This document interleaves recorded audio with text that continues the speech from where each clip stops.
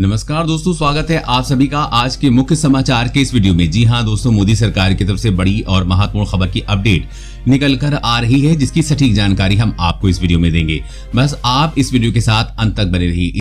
लेकिन उससे पहले आपसे एक छोटी सी रिक्वेस्ट है कि मुझे इस वीडियो को बनाने में बहुत मेहनत लगती है, तो इस मेहनत के लिए वीडियो पर एक लाइक जरूर कीजिएगा। साथ ही वीडियो के नीचे दिए गए इस लाल बटन को दबाकर चैनल को सब्सक्राइब कीजिएगा, इस घंटी को भी दबाइएगा ताकि आपको दिन भर की बड़ी खबरों की जानकारी लगातार मिलती रहे। तो चलिए दोस्तों, एक एक करके सभी बड़ी खबरों के बारे में जान लेते हैं। तो दोस्तों, आज की पहली बड़ी खबर की अपडेट की बात, केंद्र सरकार का फैसला, चोरी व अपहरण करने वाले अपराधियों का रद्द होगा ड्राइविंग लाइसेंस। जी हां, केंद्र सरकार ने पहली बार चोरी करने अथवा यात्री का अपहरण करने वाले अपराधियों पर नकेल कसने के मकसद से उनका ड्राइविंग लाइसेंस यानी कि डीएल रद्द करने का फैसला किया है। इसके साथ ही सरकार सूचना प्रौद्योगिकी का सहारा लेगी। डीएल व वाहन से जुड़े सभी दस्तावेजों को एम परिवहन पर डाउनलोड कर इलेक्ट्रॉनिक रिकॉर्ड रखा जाएगा। राज्यों को भी अपना पोर्टल बनाना होगा जो कि एम परिवहन से संबद्ध रहेगा। सरकार के इस फैसले से क्षेत्रीय परिवहन कार्यालय यानी कि आरटीओ में व्याप्त भ्रष्टाचार पर अंकुश लगेगा। मंत्रालय के एक वरिष्ठ अधिकारी ने बताया है कि पहली बार वाहन चोरी करने वालों का ड्राइविंग लाइसेंस रद्द करने का कानून लागू किया जा रहा है। वर्तमान व्यवस्था में पुलिस वाहन चोर पकड़ने पर संबंधित धाराओं में एफआईआर दर्ज कर जेल भेज देती थी। उसका ड्राइविंग लाइसेंस रद्द करने का प्रावधान नहीं था। राज्यों से नया पोर्टल बनाने को कहा गया है। पुलिस को उक्त पोर्टल पर चोर के बारे में उल्लेख करना होगा। इसके आधार पर क्षेत्रीय परिवहन कार्यालय यानी कि आरटीओ उसका ड्राइविंग लाइसेंस रद्द करेगा। साथ ही देश में सभी ड्राइविंग लाइसेंसों को आधार नंबर से जोड़ने की प्रक्रिया चल रही है। इससे फर्जी डीएल बनवाना आसान नहीं होगा। दोस्तों, आप इस नए कानून का समर्थन करते हैं या नहीं, नीचे कमेंट करके जरूर बताइएगा। और अगली बड़ी खबर की बात करें तो WHO के चीफ ने फिर से किया चीन का बचाव, कहा प्राकृतिक है कोरोना वायरस। जी हाँ, इस बात से हर कोई वाकिफ है कि कोरोना वायरस की शुरुआत चीन के वुहान शहर से हुई है। अमेरिका सहित कई देश इसके लिए चीन को ही जिम्मेदार ठहराते हैं, लेकिन चीन हमेशा इस बात से इनकार करता रहा है कि कोरोना उसकी वजह से फैला है। यही नहीं, चीन का साथ कहीं न कहीं विश्व स्वास्थ्य संगठन यानी कि WHO भी देता रहा है। दरअसल इस बारे में जब भारत से एक पत्रकार ने विश्व स्वास्थ्य संगठन के चीफ से सवाल किया कि क्या कोरोना वायरस चीन से आया है, तो उन्होंने एक बार फिर चीन का बचाव किया है। उन्होंने कहा कि वायरस प्राकृतिक रूप से आया है।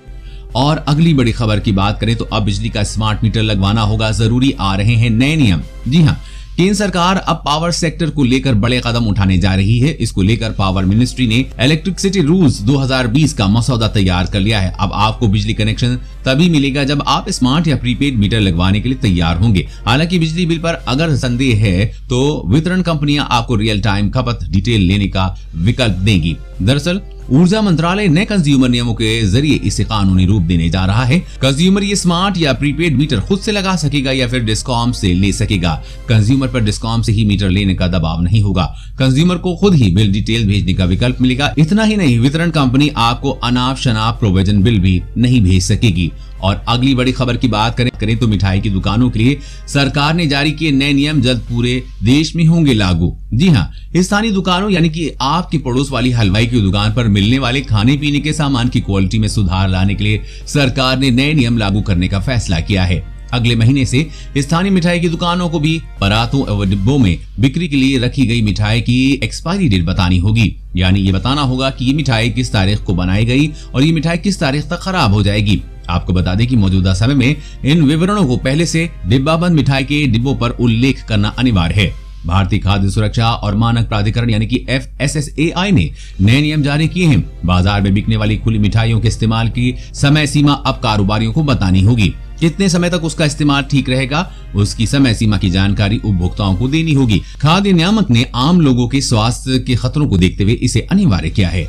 और अगली बड़ी खबर की बात करें तो चीन ये मानने को तैयार नहीं कि LAC पर वो पहले आगे आया, ठहरा रहा भारत को गलत। जी हाँ, ईस्टर्न लद्दाख में LAC पर तनाव कम करने के लिए दोनों देश लगातार बातचीत कर रहे हैं, लेकिन चीन अब तक भी ये मानने को तैयार नहीं है कि वो पहले आगे आया। एक सीनियर अधिकारी के मुताबिक भारत चाहता है कि पूरे ईस्टर्न लद्दाख पर बात हो और देमपोंग से शुरू होकर आखिर में पैंगोंग झील के दक्षिणी किनारे पर बात हो, लेकिन चीन चाहता है कि सबसे पहले दक्षिणी किनारे पर ही बात हो। खास बात यह है कि चीन ने भारत के साथ सैन्य बातचीत में पहली बार कबूल किया कि गलवान घाटी में हुई खूनी झड़प में उसके भी सैनिक मारे गए हैं। अधिकारी ने कहा है कि भारत का साफ स्टैंड है कि हम A to Z पूरे ईस्टर्न लद्दाख की बात करेंगे। भारत चाहता है कि जब बात हो रही है तो हम सब जगह पर बात कर रहे हैं, पैंगोंग से बहुत पहले। दैमसोंग में हुई झड़प के बारे में चीन बात नहीं करना चाहता, लेकिन भारत ने कहा कि हम दैमसोंग से शुरू करेंगे, फिर पैंगोंग और दूसरी जगहों की बातचीत करेंगे। चीन चाहता है कि पैंगोंग झील के दक्षिण किनारे पर बात हो, क्योंकि यहाँ पर भारतीय सेना ने मुकपरी, रिचिंगला सभी अहम चोटियों पर कब्जा कर लिया है। चीन उसी से घबरा रहा है, इसीलिए बातचीत लंबी चल रही है। और अगली बड़ी खबर की बात करें तो एनसीबी ने जब्त किए दीपिका पादुकोण, सारा अली खान और श्रद्धा कपूर के मोबाइल फोन, वजह का हुआ खुलासा। जी हाँ, सुशांत सिंह राजपूत केस में ड्रग एंगल की जांच कर रही एनसीबी की टीम ने आज बॉलीवुड की 3 बड़ी एक्ट्रेस दीपिका पादुकोण, सारा अली खान और श्रद्धा कपूर से पूछताछ की।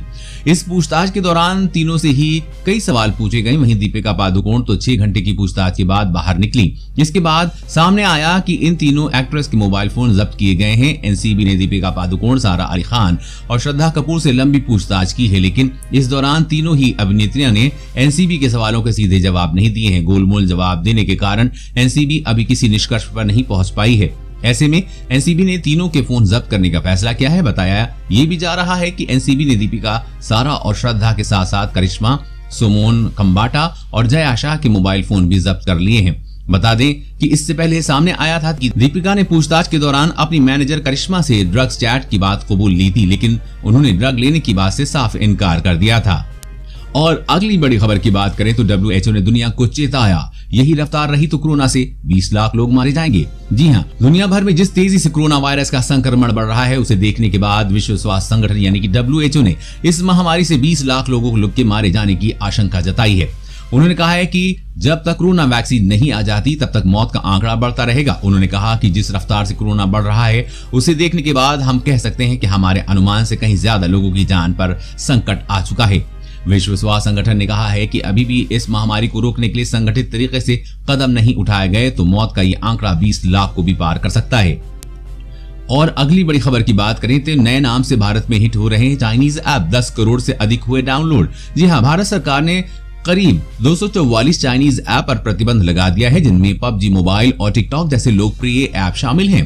हालांकि चाइनीज ऐप अभी भी भारत में मौजूद हैं। आपको जानकर हैरानी होगी कि बैन होने के करीब 1 महीने बाद गूगल प्ले स्टोर पर चाइनीज ऐप की बाढ़ आ गई है। भारत में बैन हुए चाइनीज ऐप नई ब्रांडिंग के साथ भारत में मौजूद है। इनमें से एक प्रमुख नाम स्नैक वीडियो है, जो कि एक चाइनीज ऐप है और इसे 10 करोड़ से अधिक लोगों ने डाउनलोड किया है। स्नैक वीडियो भी एक शॉर्ट वीडियो ऐप है जिसमें टिकटॉक जैसी एडिटिंग, लिप सिंकिंग और स्पेशल इफेक्ट जैसे कई फीचर्स दिए गए हैं। दूसरा ऐप ओला पार्टी है, जो कि भारत में काफी लोकप्रिय ऐप हगो ऐप की जगह ले रहा है। इसी तरह से प्ले स्टोर पर फिर से चाइनीज ऐप की बाढ़ आ गई है, जो लाखों की संख्या में डाउनलोड भी किए जा रहे हैं। दोस्तों, इस पर आपकी क्या राय है, इसे नीचे कमेंट में जरूर बताइएगा। दोस्तों, आज की खबरों में बस इतना ही। इसी तरह हर रोज काम की खबरें जानने के लिए आप हमेशा हमारे साथ जुड़े रहें। हमारे साथ जुड़ने के लिए वीडियो के नीचे दिए गए इस लाल बटन को दबाइए और साथ ही इस घंटी को भी दबाइए, ताकि आपको हर खबर की सटीक जानकारी मिल सके। जय हिंद।